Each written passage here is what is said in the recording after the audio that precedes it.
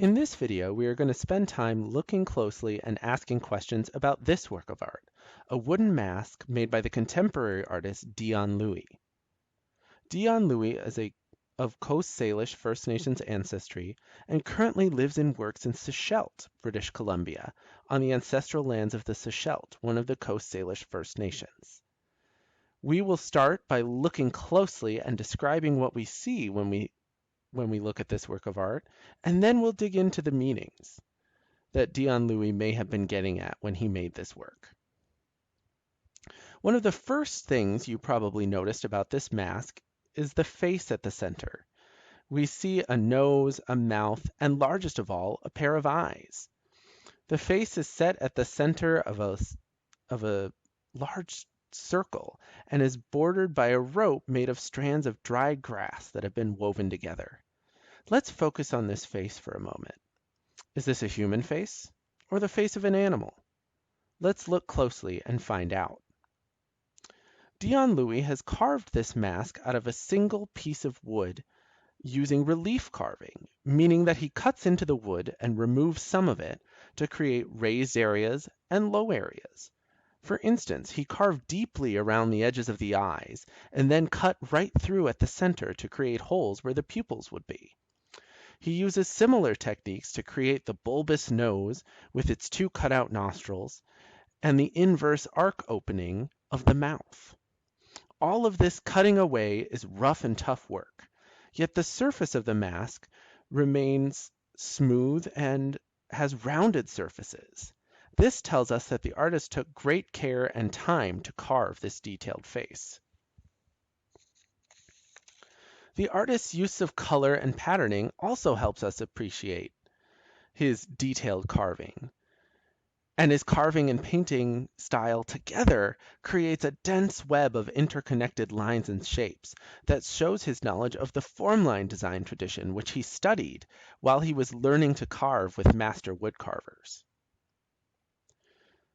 In looking at areas around the eyes or the mouth, we see the artist's skill in using formline to create a sense that this face is alive and breathing. This sense of movement is created by the swelling shapes and the flared or puffed out nostrils, where we see these densely packed areas of shapes all together. A circular band of carved designs around the edge of the face shows us two important forms that actually make up the very basis of formline design.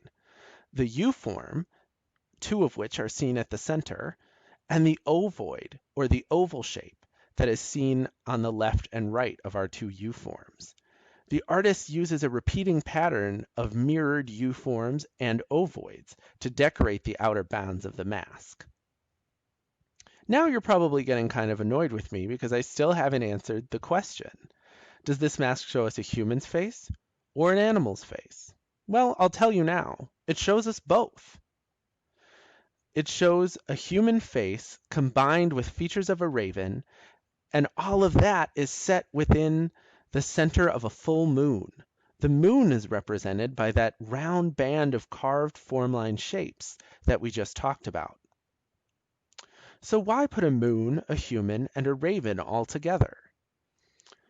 Well, Deon Louie might have wanted this mask to reference the Coast Salish belief that the raven, a sacred animal and being, brought light to the world by creating the moon and the sun. The raven could transform, and in some versions of the story, transformed into a human and used his wits and cunning to bring light to the dark world. Each First Nation has its own version of this creation story, but all share common threads of respect and gratitude to the raven for his gift of light. Deon Louie uses elements of traditional formline design and shared First Nations beliefs to create a work that shows his skill as an artist while also speaking to his Coast Salish ancestry. And finally, a few questions to consider. The artist made this mask to be displayed as a piece of art. How might it look differently if he had made it to be worn and used in traditional ceremonies? The moon held special significance to Coast Salish peoples, in part because they observed how its phases impacted the ocean tides.